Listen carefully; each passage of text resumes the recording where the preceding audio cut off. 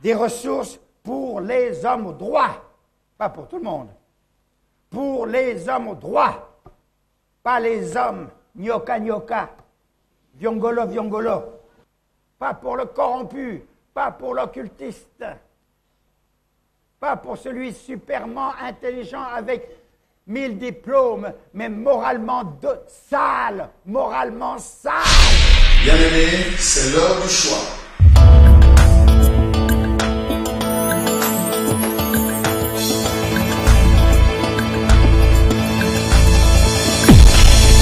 Au pied du Seigneur, je t'invite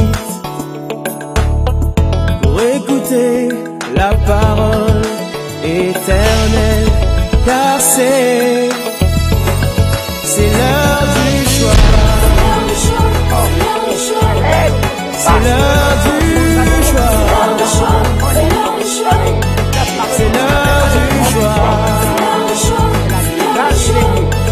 C'est l'heure du choix.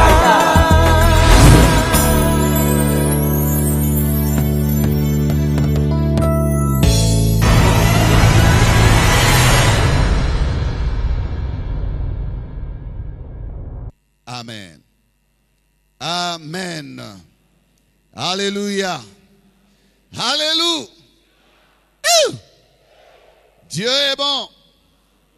En tout temps. Gloire à son nom. Amen, amen. Que la paix du Seigneur soit avec vous. Qu'elle soit avec vous qui nous suivez aussi sur les médias. Partout où vous vous trouvez, que Dieu vous fasse du bien par ce moment de partage de sa parole. 3 Jean 2, on y va. Bien-aimé, je souhaite que tu prospères à tous égards et sois en bonne santé, comme prospère l'état de ton âme. Amen. Je lis aussi pour nous tous, et vous notez, vous allez suivre la lecture, Luc chapitre 12, versets 15 à 21. Luc 12, 15 à 21. Puis il leur dit, gardez-vous avec soin de toute avarice, car la vie d'un homme ne dépend pas de ses biens, fût-il dans l'abondance. Et il leur dit cette parabole. Les terres d'un homme riche avaient beaucoup rapporté. Et il raisonnait en lui-même, disant, que ferai-je, car je n'ai pas de place pour serrer ma récolte. Voici, dit-il, ce que je ferai. J'abattrai mes greniers, j'en bâtirai des plus grands, j'y amasserai toute ma récolte et tous mes biens. Et je dirai à mon âme, tu as beaucoup de biens en réserve pour plusieurs années. Repose-toi, mange, bois et réjouis-toi. Mais Dieu lui dit, insensé, cette nuit même ton âme te sera redemandée. Est-ce que tu as préparé? Pour qui cela sera-t-il? Il en est ainsi de celui qui amasse des trésors pour lui-même et qui n'est pas riche pour Dieu. Amen. Bon appétit. L'état de ton âme. Bien-aimé, je souhaite que tu prospères et sois en bonne santé. Je souhaite que tu prospères à tous égards et sois en bonne santé comme prospère l'état de ton âme. Dimanche passé, nous avons avancé et nous continuons à avancer. Et nous disons, l'état de ton âme, c'est la portion qui nous inspire, que nous partageons. Mais là, dans l'état de ton âme, nous avons déjà commencé avec l'introduction. Nous avons partagé des définitions sur ce qu'était l'âme, l'esprit et le corps. Nous avons dit que Dieu nous sauve totalement et intégralement. Dieu sauve tout l'être dans son entièreté, et qu'il n'y a aucune portion qui devrait échapper à Dieu. et que la prospérité, selon le thème que nous avons pour cette année, ce verset, la bonne prospérité, la meilleure prospérité, commence par ce qui fait l'homme, commence par ce qui est plus valeureux, qui a plus de valeur dans l'homme. Elle commence par la partie invisible de l'homme, qui est l'âme et l'esprit. Cette partie invisible, lorsqu'elle est prospère, cette prospérité-là est bonne. Elle est dans la bonne voie pour se manifester, se répandre ensuite à l'extérieur, non seulement dans le corps, que tu sois en bonne santé, mais aussi sur le plan matériel, à tous égards. Voilà l'ordre selon Dieu. Et nous avons dit, puisque nous parlons de l'état de notre âme, c'est qu'il y a des âmes qui sont en bon état et il y a des âmes qui sont en très mauvais état. Il y a des âmes qui sont prospères. Il y en a celles qui sont non prospères ou qui ne prospèrent point ou pas. Il y a des âmes malades, mais il y a des âmes en bonne santé. Il y a des âmes vivantes, mais il y a des âmes mortes aussi. Il y a des âmes troublées et il y a des âmes en paix. Il y a des âmes guéries et il y a des âmes blessées. Amen. Alors pour ce matin, pour avancer, je prends pour sujet l'âme de l'insensé. L'âme de l'insensé. Voilà un état d'âme à partager avec ce texte que nous avons lu de Luc 12. Jésus veut nous donner à nous, ses disciples, à tous ses disciples de tous les temps, une grande leçon de la vie. Il était en train de réagir suite à une requête qui lui a été adressée par un frère qui était lésé dans le partage de l'héritage. Il avait des problèmes avec son frère qui s'est accaparé, certainement, si pas de tout, d'une bonne partie. Et lui, celui qui a réclamé la justice ou la bonne distribution de l'héritage venant de Jésus, était lésé. Il va dire, aide-nous, maître, dis à mon frère de bien faire le partage de notre héritage. Et Jésus répondant à cet homme, dira, qui m'a établi juge, qui m'a établi pour faire vos partages. Je ne suis pas là pour m'immiscer dans ces problèmes. Et même, je ne fais pas partie des juridictions légales établies par César pour trancher dans de telles affaires. Je ne puis me mêler des choses qui ne me concernent pas. Qui m'a établi juge?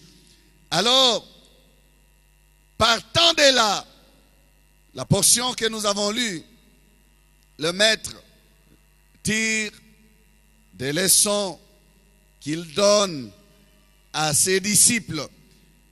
Et vous le savez, sa meilleure façon d'enseigner, il le faisait par parabole, partant d'une situation réelle, des faits vrais, vécus. Et il raconte une histoire pour transmettre des leçons capitales, des leçons puissantes.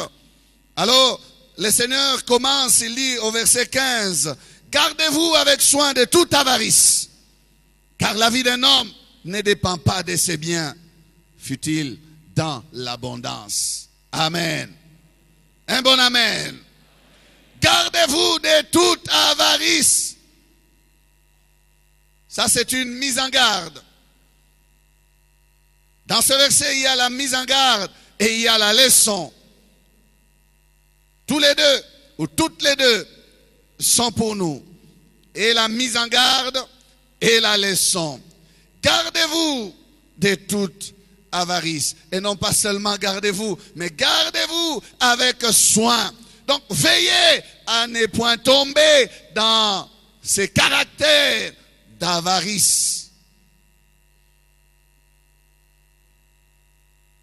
Gardez-vous avec soin de toute avarice. Voilà la mise en garde. Attention à cette soif, de toujours posséder, posséder et posséder encore. L'avarice. L'avarice est un désir insatiable d'accumuler des biens matériels. Désir insatiable d'accumuler des biens matériels. C'est un vice. C'est pas une qualité louable. Non, non, non, non. Si elle est louable, elle ne peut l'être que dans le monde, chez ceux qui ne connaissent pas Dieu. Et aujourd'hui, dans un monde de compétition, nous voyons que les hommes louent cette qualité-là, qui n'en est pas une. C'est pas une vertu, c'est un vice. Un vice qui frappe la nature humaine. L'envie d'ajouter un bon petit zéro au chiffre de son compte en banque. Mais un seul zéro, est-ce que ça suffit? Non. D'en ajouter un autre. Et d'en ajouter encore un autre. On veut arriver à 6 zéros.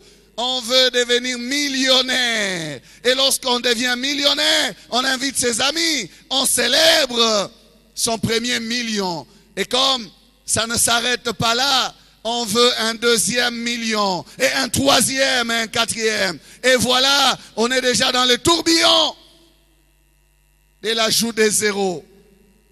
On accumule bien sur bien, maison sur maison, terrain sur terrain. Et comme dit le prophète Ésaïe, malheur à ceux qui achètent, qui possèdent terrain sur terrain, jusqu'à ce qu'il n'y ait plus de place pour les autres. Êtes-vous tombé dans ces pièges, frère? Êtes-vous tombé dans ces pièges, ma soeur? De rechercher, d'accumuler, accumuler et accumuler encore. Pour certains, ce ne sont pas que des zéros à ajouter aux chiffres. Non, pour d'autres, c'est des vêtements. Vêtements sur vêtements. On en a tellement que l'on oublie. Comme cette histoire que j'avais entendue. Une sœur, accompagnée de sa petite sœur, entre dans un magasin. Elle regarde un panier, elle dit, ah, je voudrais acheter ça, je voudrais acheter ça. Sa sœur lui dit, mais Osanango, Osanango. Elle sursaute. Elle a déjà oublié qu'elle avait déjà ça. Tous les mailles, elle avait ça. Naya kala, naya sika.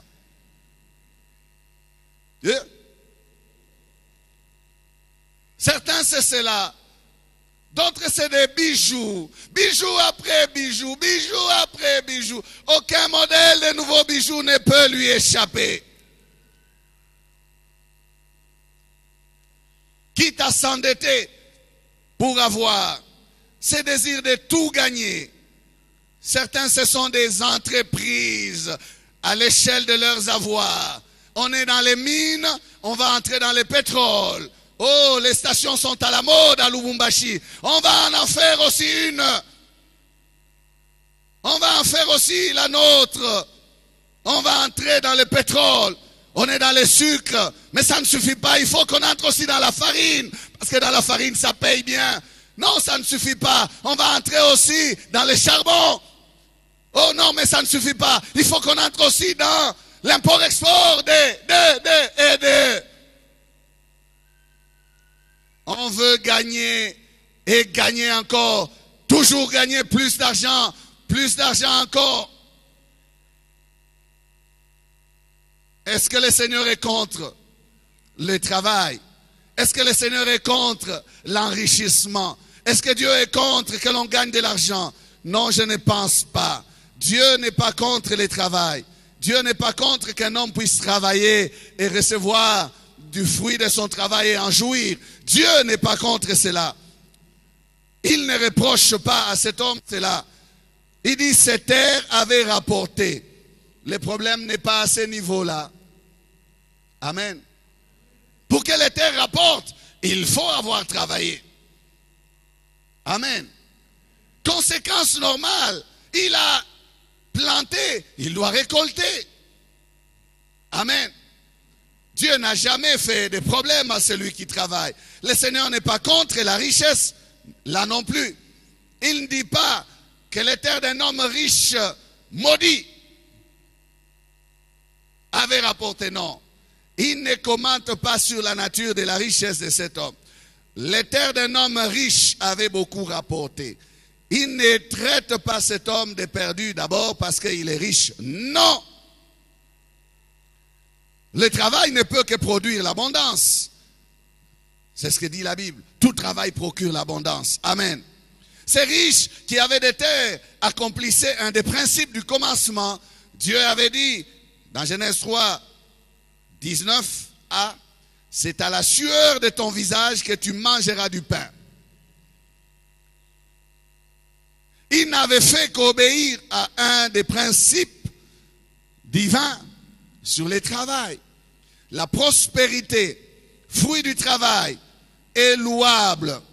La prospérité qui découle de la mise en pratique des principes divins est louable. Elle est bonne. Amen. Certaines personnes prospèrent parce qu'ils méritent de prospérer. Je parle de prospérer matériellement. Accumulent des chiffres, non pas parce qu'ils les désirent, mais parce qu'ils leur sont dus. Amen. Cela leur est dû. C'est le résultat de leur travail. C'est bon. Donc encore une fois ici, je répète, là n'est pas le problème. La prospérité mauvaise, la prospérité qui n'est pas louable, c'est celle qui est issue du vol. Prospérité parce que tu voles. Tu prospères parce que tu fais des magouilles. Tu prospères parce que tu vends de la drogue et des substances rares, interdites, que tu attrapes par fraude. Ce n'est pas la prospérité louable, ça. Tu fais de la contrebande, tu fais de la fraude douanière, tu importes des choses que tu devais payer cher, mais tu déclares autre chose, tu fraudes. Et puis tu dis, je prospère. Non, tu es tricheur. Tu es voleur. Tu voles. Tu voles l'État, tu voles la société. Et puis après, nous allons pleurer. Oh non, nous n'avons pas de ponts, nous n'avons pas de routes. Mais la taxe là, c'est celle que toi tu devais payer. Oui, vous faites bien d'être silencieux. Réfléchissons à ces choses. Tu peux te pavaner et faire des exploits devant ceux qui t'observent comme quelqu'un qui est nanti, qui a des biens, qui accumule des richesses. N'est-ce pas fruit de l'avarice? N'est-ce pas fruit des choses mauvaises, des pratiques mauvaises? Voilà là où il y a les problèmes. Les problèmes commencent lorsque la vision de cet homme sur la prospérité dévie. Remarquons que quand cet homme travaille, Dieu garde silence. Quand ces terres produisent, Dieu garde silence.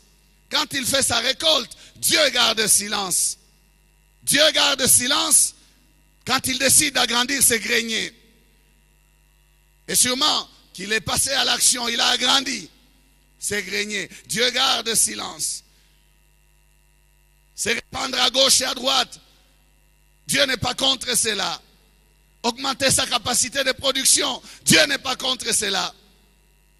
Multiplier ce qu'on a entre ses mains, Dieu n'est pas contre cela. Encore une fois, là n'est pas le problème. C'est comme si Dieu disait, je n'y vois pas de mal.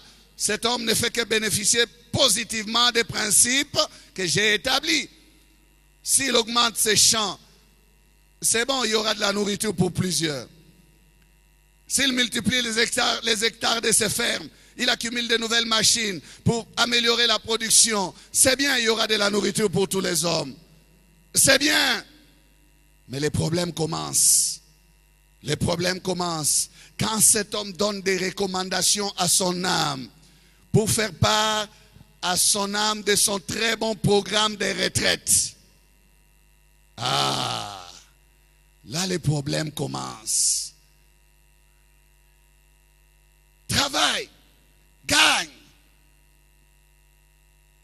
Ceci encore, pas de problème. Mais il dévie dans son programme. Écoutez ce qu'il dit comme conclusion dans son programme de retraite.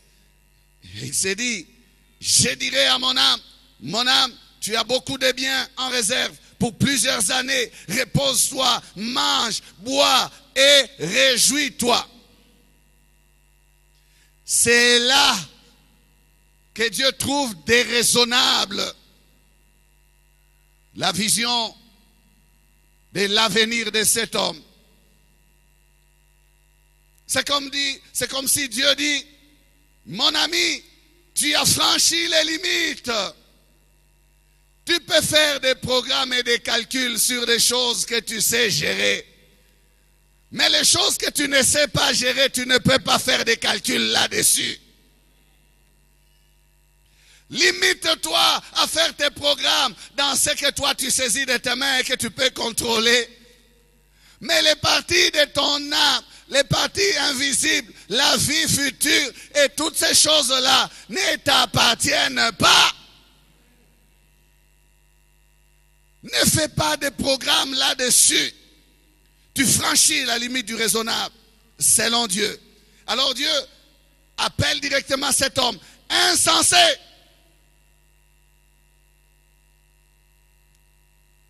Insensé. Tu as quitté le terrain des choses que tu peux gérer pour entrer dans celles que tu ne devais jamais gérer et que tu ne pourras jamais gérer. Tu fais erreur, ô homme. Si tu as été un bon fermier, un bon gestionnaire de tes champs, de tes hectares, c'est bien, mais tu n'as jamais été un bon citoyen du royaume de Dieu. Voilà pourquoi Dieu l'appelle insensé. Il y a des personnes qui pensent que l'on gère son âme comme on gère les richesses.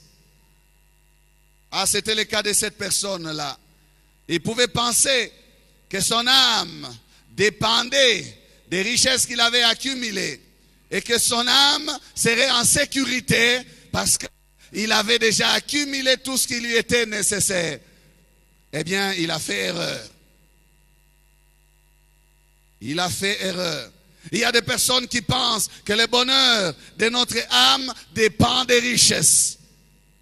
Il y a des gens qui pensent même que la sécurité de notre âme est liée à la sécurité matérielle. Erreur! Planifie pour tes champs, planifie pour ton travail, planifie pour ta récolte, planifie pour tes greniers, mais tu ne sauras planifier pour l'avenir de ton âme si tu n'es pas avec Dieu.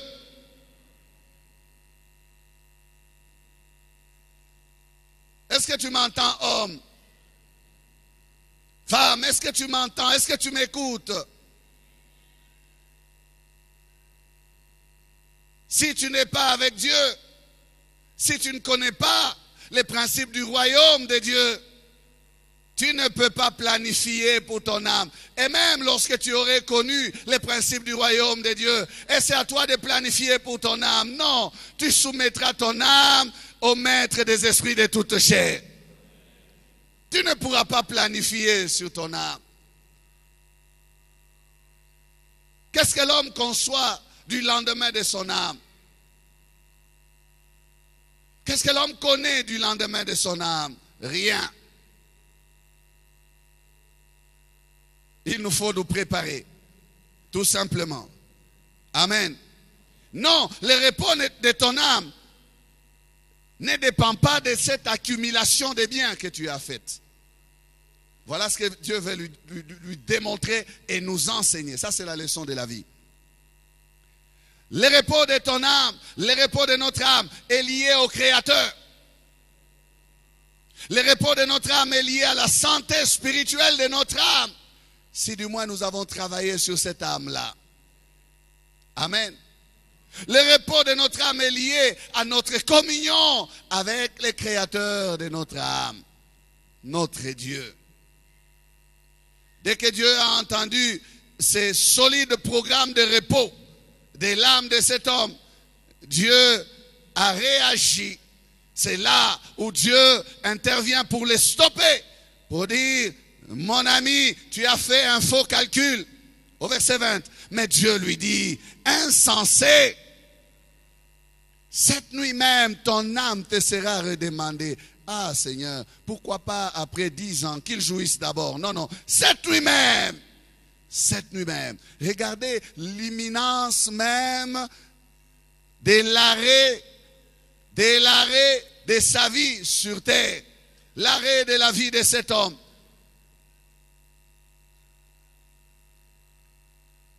Cette imminence nous enseigne que les paramètres du futur nous échappent. Est-ce que nous comprenons? Les paramètres de notre futur nous échappent. Vous pouvez beau travailler, beau investir, beau accumuler, beau chercher des conseillers à droite et à gauche pour protéger, sécuriser tout ce que vous avez accumulé. Mais vous ne saurez pas contrôler l'heure qui va suivre. N'est-ce pas? L'heure qui va suivre. Je ne parle pas même du jour qui va suivre, de l'heure qui va suivre. Nous ne savons pas à 12 heures ce qui va arriver. À 12 heures d'aujourd'hui. Et même si Dieu pouvait donner à quelqu'un une pensée, cette personne n'aura jamais la pensée de tout ce qui va arriver sur toute la terre à 12 heures. Jamais. Mais l'homme refuse de comprendre ces choses. Il refuse de vivre avec cette connaissance-là. Insensé. Voilà comment Dieu l'appelle. Insensé. Tu as de l'intelligence mathématique, tu as de l'intelligence économique, tu as de l'intelligence financière, tu as de l'intelligence agriculturale. Tu as toutes ces intelligences-là, mais en matière de ton âme, tu es insensé. Tu n'as pas d'intelligence. Comment peux-tu faire une erreur grave comme celle-là? Parce que tu n'étais pas occupé de Dieu. Voilà. Et la Bible nous dit que l'insensé, selon Dieu, c'est celui qui dit qu'il n'y a point de Dieu. Psaume 14, 1. La partie B. L'insensé dit en son cœur, il n'y a point de Dieu. Amen. L'insensé dit en son cœur, il n'y a point de Dieu. L'âme de l'insensé, c'est cette âme qui fait tout pour être heureuse, mais sans Dieu. C'est cette âme dont on se préoccupe pour sa sécurité terrestre, charnelle, de la vie présente, sans se préoccuper de la sécurité éternelle. L'âme de l'insensé, c'est l'âme qui jouit sans penser à Dieu. C'est l'âme qui se réjouit sans penser à Dieu. Ou qui veut se réjouir, qui veut être sécurisé, qui veut prospérer, mais sans Dieu. L'âme de l'insensé.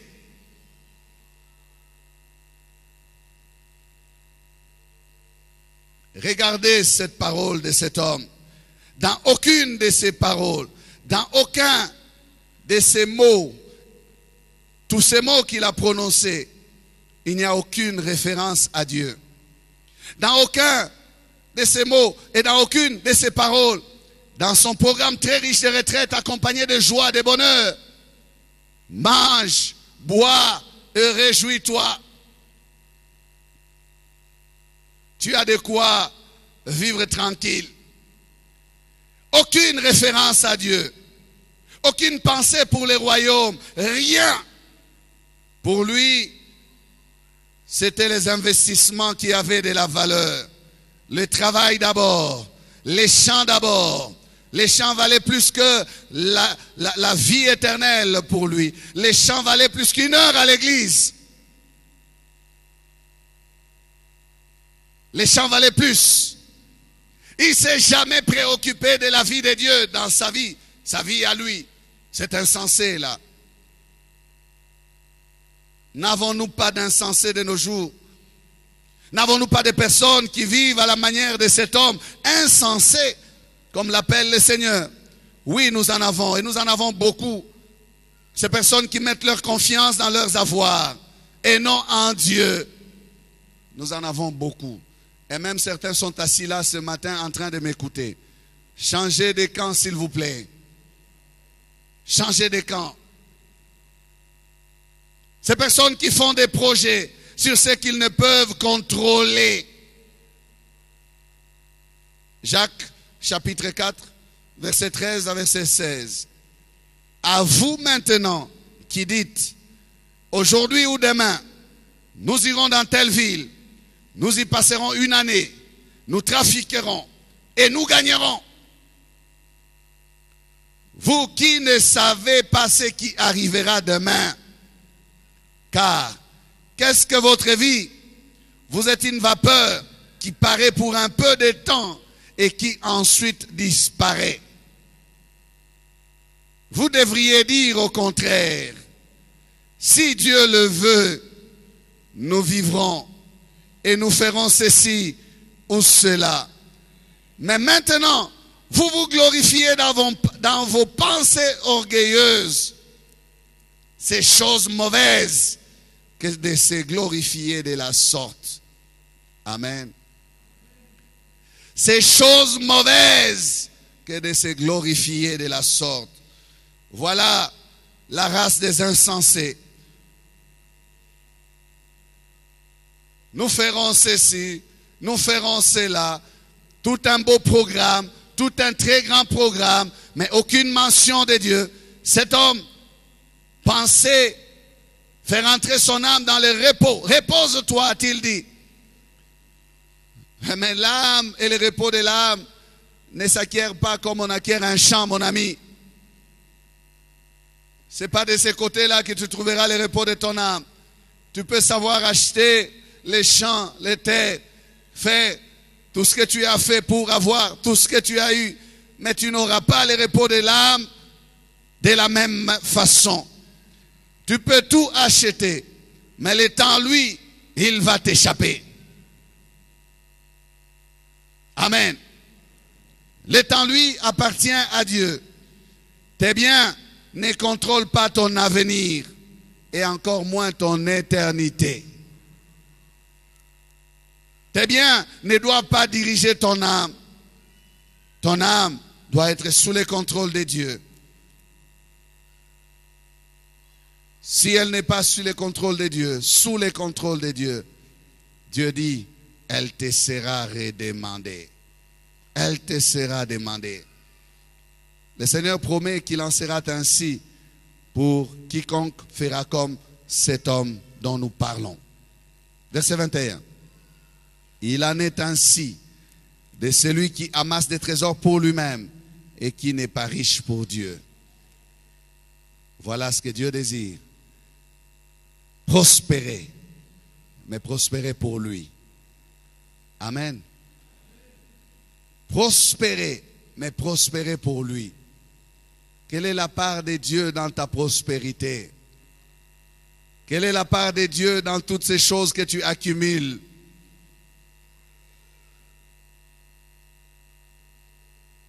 Quelle est la part de Dieu? Être riche pour Dieu commence d'abord par avoir une âme qui appartient à Dieu. Une âme qui appartient à Dieu. Lorsque l'âme appartient à Dieu, la poche appartiendra nécessairement à Dieu aussi. Amen. J'ai dit ici que Dieu nous sauve intégralement, totalement. Dieu sauve tout l'homme. Dieu sauve même nos richesses. Autrefois, elles servaient à répandre le royaume du diable dans le désordre, l'impureté, les mauvaises choses. Mais lorsque nous venons au Seigneur, et nous ne venons pas seulement avec notre âme et nous laissons ces choses. Non. Moïse refusait de quitter l'Égypte sans ces choses-là. Il a dit à Pharaon, nous n'allons pas laisser même pas une aiguille en Égypte. Nous ne laisserons pas. Nous devons sortir avec nos biens parce que c'est là Et c'est avec ça que nous servirons l'Éternel. Amen. Lorsqu'on vient au Seigneur, on fait sortir aussi ses biens de l'Égypte. Amen. Tout passe de l'autre côté, on change de camp. L'erreur de cet homme, c'est de faire de son programme un programme tourné sur lui-même. Dieu se réjouissait en voyant les grandes récoltes. Et Dieu pouvait se dire qu'il y aura de la nourriture pour plusieurs personnes. Il ouvrira ses greniers et il nourrira la veuve et l'orphelin. Mais dans son programme, rien de tout cela. Amen. Cet homme, je relis encore son programme.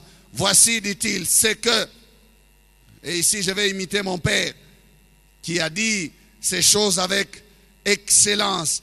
Il dit, c'est que je ferai, j'abattrai mes greniers, j'en bâtirai des plus grands, j'y amasserai toute ma récolte et tous mes biens. Et je dirai à mon âme, tu as beaucoup de biens en réserve pour plusieurs années. Repose-toi, mange, bois et réjouis-toi. J'y m'en mets. J'y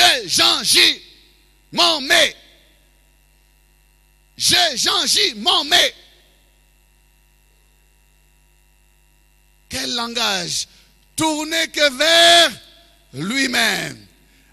En aucune place. J'irai à la maison de mon Dieu. J'offrirai des sacrifices d'action de grâce à mon Dieu. Je donnerai mes biens aux pauvres. Comme disait Jachée. Je rendrai à celui à qui j'ai spolié ceci ou cela. Aucun souci de l'autre. Aucun souci de Dieu. Aucun souci du temple de la parole éternelle. Ça c'est toi maintenant. Aucun souci. Tous ces je.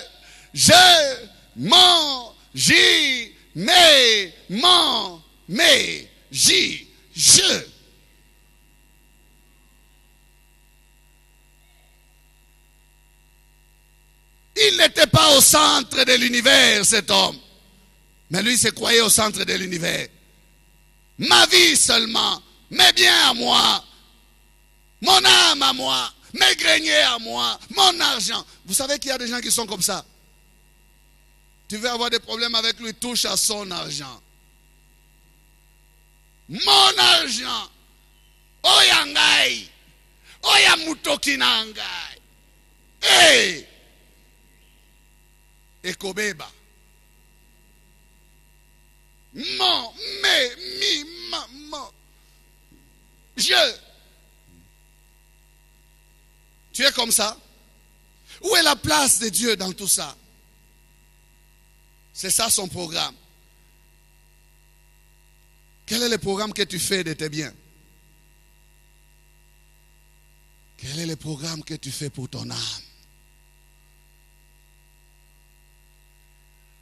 Non, nous n'avons pas raison d'avoir une âme comme celle-là, d'être un homme comme celui-là, d'être une femme comme celui-là.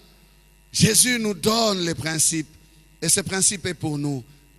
Il est là, fracassant, puissant. La vie d'un homme ne dépend pas de ses biens, fut-il dans l'abondance. Amen. Regarde ton frère. Est-ce que tu peux réciter ce principe aujourd'hui? La vie d'un homme ne dépend pas de ses biens, fut-il dans l'abondance. Tu n'arrives pas? La vie d'un homme ne dépend pas de ses biens, fut-il dans l'abondance. Notre vie est gérée par Dieu, le propriétaire de notre souffle. Il a le droit de nous maintenir en vie et il a aussi le droit de reprendre notre vie. Amen. Sans tenir compte de tout ce que nous avons accumulé. La question qu'il pose est aussi valable pour toi, mon ami, pour toi et pour moi. Et tout ce que tu as préparé, pour qui cela sera-t-il?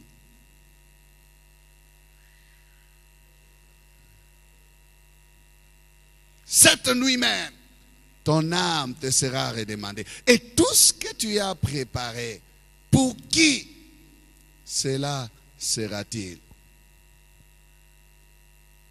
Il faut réfléchir. Alors il y a des personnes qui justifient leur avarice, leur accumulation, parce qu'ils prennent soin de préparer des héritiers. Si j'accumule, c'est pour laisser aux autres. Si j'accumule, c'est pour que mes enfants soient en sécurité. Si j'accumule, c'est pour qu'ils ne souffrent pas après moi. Si j'accumule, c'est pour. Ces raisons sont bonnes. Nous ne sommes pas contre cela. Mais ce que nous disons, c'est qu'il faut les faire avec le Créateur. Amen. Pouvez-vous penser que le Créateur est capable de récupérer toute une famille au même moment? Mais j'ai suivi ça. 7 personnes, tous, partant du sud de la France, en route vers le Burkina Faso. Ils ont connu la mort dans le crash de l'avion à Achkwa. Là, au nord du Mali. La famille est effacée. Donc même quand tu auras de bonnes raisons de te poumonner comme tu te poumonnes là, associe toujours le Créateur.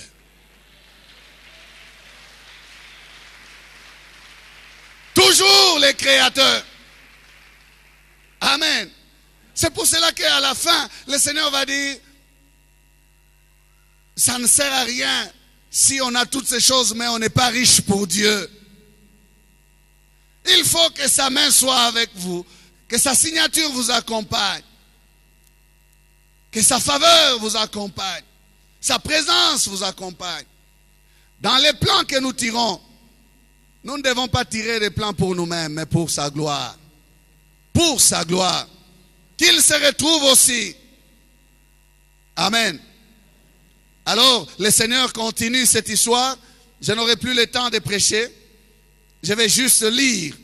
Écoutez les principes qu'il va maintenant formuler à ses disciples. À partir du verset 22. Prenez votre Bible et lisez avec moi. Toutes ces choses valent pour nous. À partir du verset 22. Luc 12. Lisez avec moi, si vous pouvez les lire à haute voix, faites-les. Vous y êtes? On y va. Jésus dit ensuite à ses disciples, c'est pourquoi je vous dis, ne vous inquiétez pas pour votre vie, de ce que vous mangerez, ni pour votre corps, de quoi vous serez vêtus. La vie est plus que la nourriture, et le corps plus que les vêtements. Stop, s'il vous plaît. On peut répéter cela? La vie est plus que la nourriture, et le corps plus que les vêtements. 23. 24. Ils n'ont ni cellier ni grenier, et Dieu les nourrit. Combien ne valez-vous pas plus que les oiseaux? Qui de vous, par ses inquiétudes, peut ajouter une coudée à la durée de sa vie? Si donc vous ne pouvez pas même la moindre chose, pourquoi vous inquiétez-vous du reste? Considérez comment croissent les lits. Ils ne travaillent ni ne filent. Cependant, je vous dis que Salomon même, dans toute sa gloire, n'a pas été vêtu comme l'un d'eux. Si Dieu rêvait ainsi l'herbe qui est aujourd'hui dans les champs et qui demain sera jetée au four, à combien plus forte raison ne vous vêtira-t-il pas, gens de peu de foi? Car toutes ces choses, ce sont les païens du monde qui les... Ah non, j'ai sauté. Lisez 29.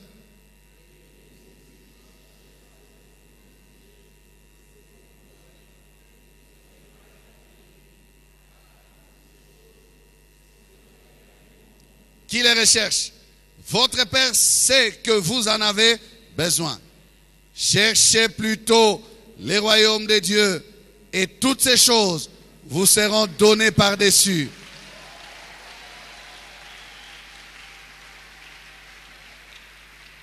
« 32. Ne crains point, petit troupeau, car votre Père a trouvé bon de vous donner le royaume. Vendez ce que vous possédez et donnez-le en aumône. Faites-vous des bourses qui ne s'usent point, un trésor inépuisable dans les cieux, où les voleurs n'approchent point et où la teigne ne détruit point. Car là où est votre trésor, là aussi sera votre cœur. » Amen. Est-ce qu'il faut encore prêcher? No comment. Là où est ton trésor, là sera ton cœur. Vendez et investissez dans les royaumes. Amen. Si vous pouvez vendre ce que vous possédez, ce que vous avez possédé, n'est-ce pas? Mais il dit, préoccupez-vous d'investir. Cachez votre âme où? Dans le royaume. Prenez votre cœur, placez-le là où il sera plus en sécurité. N'ayez pas une âme comme celle de l'insensé. Baissons la tête. Bien-aimés, merci d'avoir suivi ce message. Aujourd'hui, si vous entendez sa voix, n'endurcissez pas votre cœur. Jésus vous aime. Nos prédications sont en continu sur notre site web qui est www.labornelouchi.net. Vous pouvez aussi nous écrire aux adresses électroniques suivantes: lepasteur@labornelouchi.net, guillamani@gmail.com. Pour toutes vos requêtes, écrivez-nous à l'adresse électronique suivante: requêtes@labornelouchi.net. Et si vous désirez nous contacter, appelez-nous au numéro suivant: 099 99 56 891. Through the power of your hand, turn the sea.